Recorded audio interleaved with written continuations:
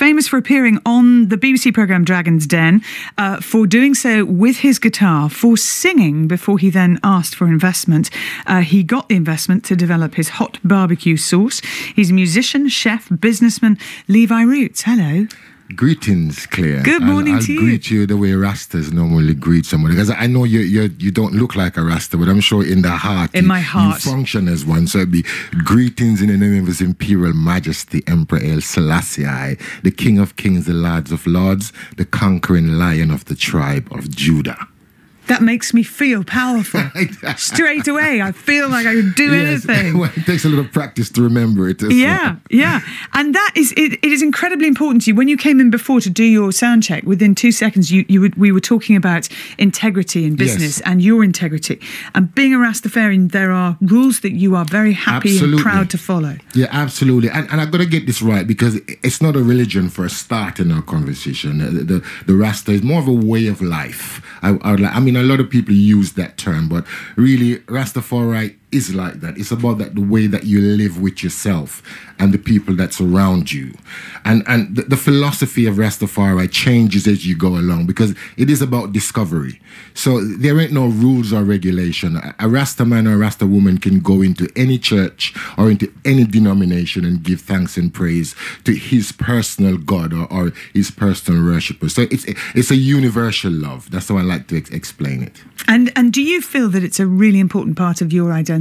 Absolutely, because we talk about that searching. I think if we start where Rastas came from, it was about 1930s. In the 1930s, when America was sort of searching for themselves with the sort of the whole search for Martin Luther King and the civil rights movement and all this, and the Caribbean wasn't getting much of that, and people were searching there, and the Bible wasn't enough for certain part of the community in Jamaica. People wanted to find out about themselves, why there was slavery, why did we end up in the Caribbean when we were really Africans. So the search started there, and there was a wonderful, it's actually one of Jamaica's national heroes. His name is Marcus Garvey.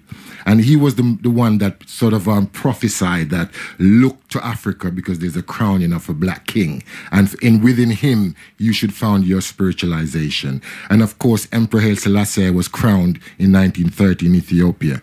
And people were seeing him, as the sort of spiritual leader, as how Jesus Christ is to Christians. Because, black people in Jamaica wanted somebody that looked like them. A bit like how people are looking for inspiration now. And it depends on who you are to inspire somebody from your particular era. For instance, now I try to inspire young black kids from my local Brixton, because I never had that when I was growing up. And it was the same in Jamaica. People didn't feel with Jesus Christ as they would if they were looking for someone that looks like themselves. And when Marcus Garvey made this prophecy, certain people in Jamaica started to look to Emperor Haile Selassie as the Redeemer. And that's how Rastafari came about. And of course, the dreadlocks came from the times of the Mormons, this sort of dreadful-looking African warriors in Kenya and in Zimbabwe. And of course, people started to take on the persona of the dreadlocks.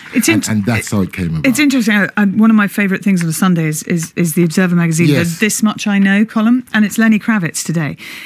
And he has cut his dreadlocks off, and he says he really misses them. He said, I miss my dreadlocks. I see old pictures and think, damn, why did I cut them? But change is healthy. Yeah, I too think, why did Lenny do that? Because I look at him and see the lion in him when he's got his dreadlock, because that's what it's about. It's about the identification. It has nothing to do with you as a Rastafari person, of course, because the love is within the art. But the identification of who you are is very important, especially for Rastas in the early days, when we wanted people to see the love. We wanted people to feel, what we were feeling, and the hair and the whole look was very important. And plus, when I came up on the stairs in Dragon's Den, if I didn't have the dreadlocks, it wouldn't have made that picture of a Rastaman with a guitar singing his song. So it all ties into your integrity of who you are. And that must have been a pretty daunting thing to do, because you're not just standing there performing, but you're asking for investment. You're asking for people to trust you and to back that trust up with hard cash. Absolutely. And that's why I decided to go as me. I could have pretended, as a matter of fact, everyone that I told that I was going on Dragon's Den to sing the song, and as me, as the Rastaman, without any change. People thought that maybe I shouldn't have sang the song. Maybe I should have speaking like a more, as we say, a speaky, spokey term, and try to hide your identity of who you are. But I thought I wanted to be me. I wanted to be the Rasta man who loves to cook and who loves to sing. And hopefully the Dragons would have invested in me and not in the sauce. That was my plan. And of course, I was lucky enough that Peter Jones invested in me. So it worked. And it did work, because you have transformed into an incredibly successful businessman. You got books out as well as the sauce. Your music's still really important to you. And you're going to sing. You've got Jassy with you now. Introduce Jassy. Yeah, Jassy, my young protege, because I've always said that, we talked about I couldn't find anyone to inspire me when I was younger as a musician. And now that I have made it, I try to inspire the young. And I found Jassy a couple of years ago as a young, 17, 18 at the time. And I thought that, he's got talent. And, I want to have young people around me that I can try to inspire. So we've been working together ever since then. And every gig that I get, I call him up for him to get the experience of doing it. So hopefully in his own time, he'll become a dragon slayer in his own self pretty soon. Well, you're going to hear Jassy on guitar and you're going to hear Levi Roots singing about food. Yes, absolutely. Rice and peas, because it's a Sunday. And traditionally in the Caribbean, there's no home in Jamaica that's on a Sunday, or even Caribbean people in the UK, that you don't cook rice and peas. So it's a very apt song for today on your wonderful program. Fantastic. You are listening to Good Morning Sunday. Yeah. This is Levi Roots, accompanied by Jassy on the guitar, Rice and Peas. Yeah. Special for Clare Bowling. Rice and peas, that's what we need. Rice and peas in the ghetto. Rice and peas, a sufferers feed. Rice and peas in the ghetto. As I've got the recipe, and I've got what you need. It gives me the energy and makes me feel healthy. Some people love it in America, and some people cook it in Jamaica, and some people love it in Africa. All over, rice and peas, that's what we need. Rice and peas in the ghetto. Rice and peas, a sufferers feed. Rice and peas in the ghetto. Do you know what it's like to go to bed on a hungry belly? Mama put on the pot on the fire with sauce of water.